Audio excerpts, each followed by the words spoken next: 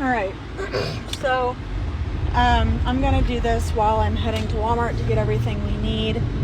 I took Blue, our deceased chicken, to the vet, and she did a necropsy on her, and she found that it looks like she had a blood infection, but it also looks like she just wasn't getting oxygen like she needed, which leads her to believe that she had some kind of upper respiratory issue going on that she just wasn't showing us, and that led to an infection, which led to her blood getting infected, and on top of the worms, it led to her death.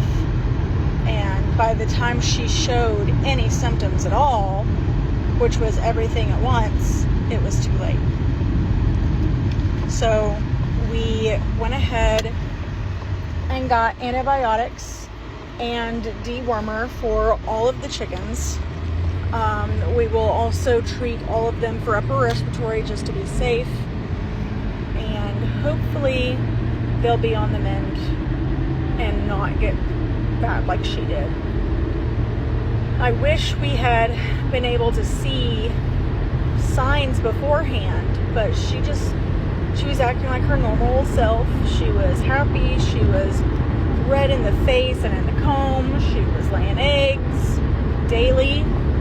There were no signs or symptoms that she had anything going on with her until one day she was just not doing well at all.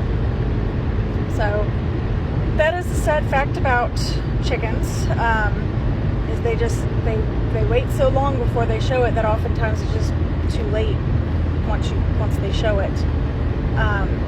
But she did say that if we want to make sure we get rid of the worms in the ground, because that's where they would have come from, we can take the chickens out of the run and coop and put borax on the ground, and then get the ground wet so that the borax goes into the ground instead of sitting on the surface.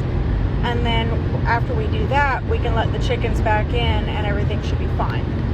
So that's what we're going to do tonight. We're going to take the chickens out while they're tired and easier to manage, and we're going to do the borax and water, and then we're going to put them back in their coop to go to sleep for the night. So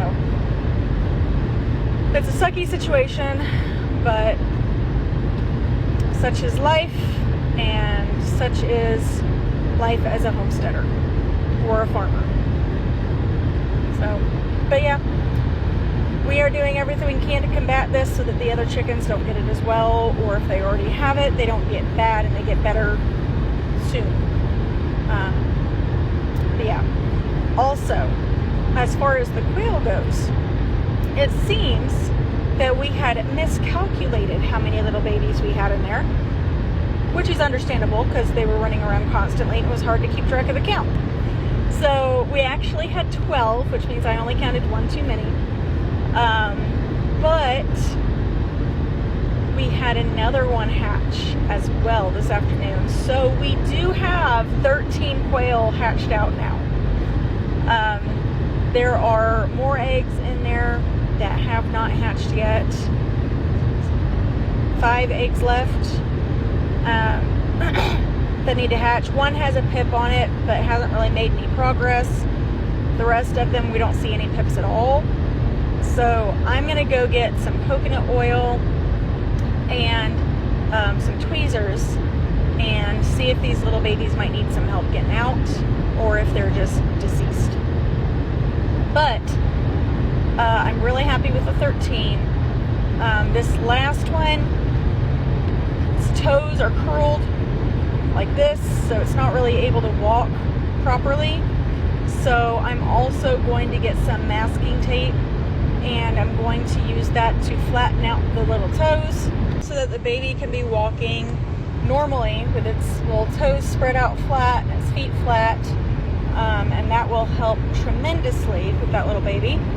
And then after a little while, I'm going to have to research how long to leave the tape on, but after a little while we will take the tape off and the toes should no longer be in an atrophied state. They should stay flat at that point. I am going to wait until the chick dries off all the way before I pull it out of the brooder or out of the incubator and start messing with its feet, but it's going to get taken care of so that it'll be able to walk properly and it won't have to like roll all over the place like a little spaz like it's doing now, which is kind of funny but also concerning at the same time.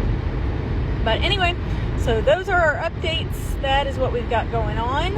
I will let y'all know whenever I have more information, and I might even go ahead and show you our little fluff balls that are in the brooder. That's right, I took them out of the incubator, the ones that were all dried out, and I put them in the brooder box under the heat plate. So I will probably be showing you guys that later tonight, and I'll talk to you later. Bye, y'all.